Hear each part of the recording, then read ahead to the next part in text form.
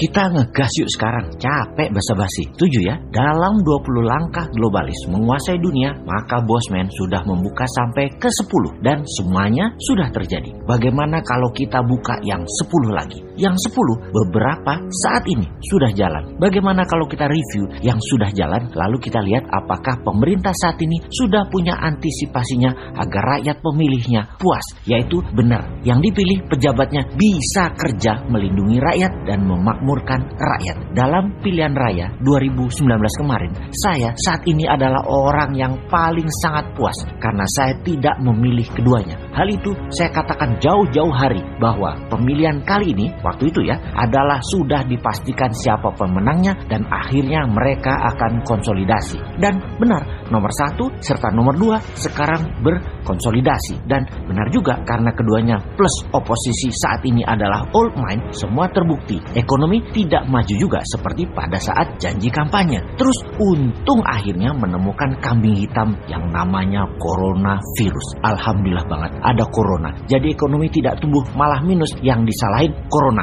Wis, cocok iki. Jadi kita kembali ke topik utama tentang langkah globalis yang nanti mudah-mudahan sahabat bisa menilai sendiri apa yang terjadi dan apa yang dilakukan pejabat kepercayaan rakyat selama ini. Kita bicara gosip dulu. Enak bicara hal-hal yang abu-abu, bener deh. Kelihatan seperti kita percaya teori konspirasi dan menakut-nakuti. Padahal fakta yang kita angkat tetapi pakai pengandaian. Kita mengandaikan kita adalah globalis. Globalis cita-citanya ingin mengendalikan dunia. Maka apapun yang dibuat adalah untuk power jangka panjang globalis berkuasa. Maka kita sebar virus yang lebih mematikan sedikit daripada flu. Lalu kita sebar alat tes yang sangat sensitif. Jadi cepat terdata bahwa banyak yang terpapar dan terpaparnya sangat cepat. Lalu kita beri vaksin yang kemudian untuk mengetes efektivitas vaksin tersebut kita beri tes antigen yang low sensitivitasnya. Sehingga terkesan banyak yang sembuh karena vaksin tersebut. Dan vaksin tidak menyebar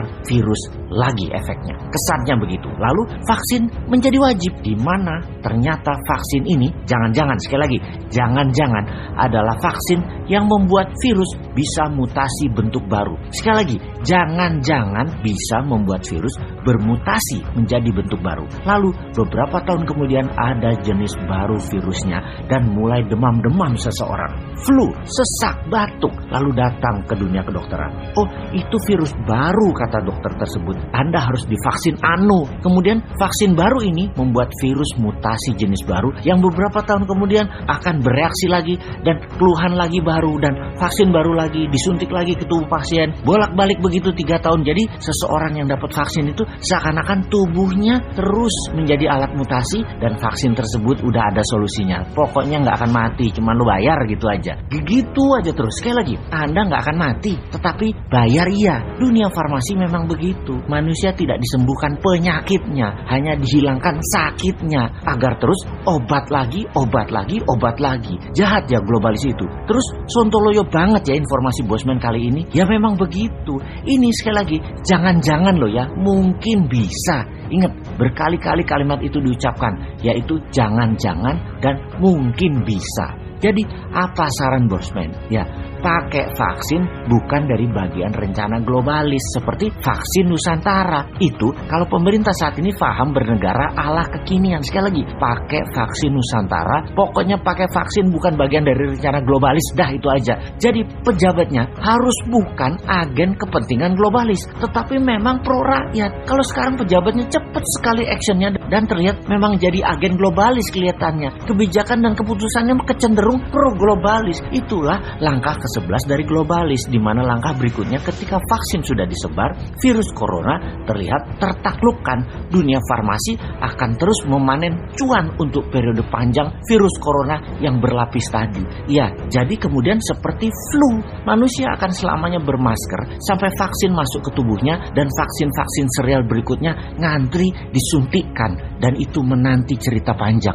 Mulailah apa yang diceritakan Bosman akan HARP atau HARPS sejenisnya di Alaska sudah dimainkan menggunakan magnetic laser beam. Ini informasi baru, ini adalah informasi langkah ke-12 dari globalis. Alat perubah cuaca tersebut banyak negara sudah latihan puluhan tahun. Misalnya Rusia Jepang, Amerika, dan Tiongkok. Mereka bisa merekayasa cuaca. Dan saat ini mulai dimainkan oleh globalis. Namanya climate warfare, perang cuaca. Wis, iki repot kalau menhannya tidak paham, kalau pejabatnya nggak paham bahwa Tiongkok tanggulnya kemarin hampir jebol diserang pakai hujan 1 bulan di tahun lalu. 3 provinsi Tiongkok kebanjiran di musim yang harusnya tidak musim hujan. Sekarang pun di dunia mulai musim aneh yang bisa membuat food bermasalah. Tanaman akan mati dan binatang ternak akan mati. Bisa terjadi dalam kurun waktu dekat ini atau beberapa bulan ke depan akan mulai dimainkan. Memainkan arah angin itu bisa menyebabkan gempa.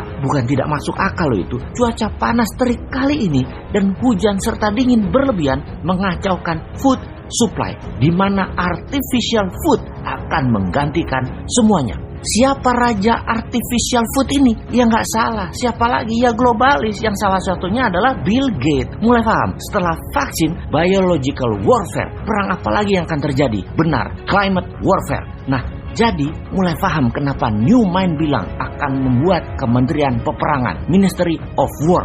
Bener deh. 2024 lama banget dan rindu akan masa depan nih gua nih. Aduh.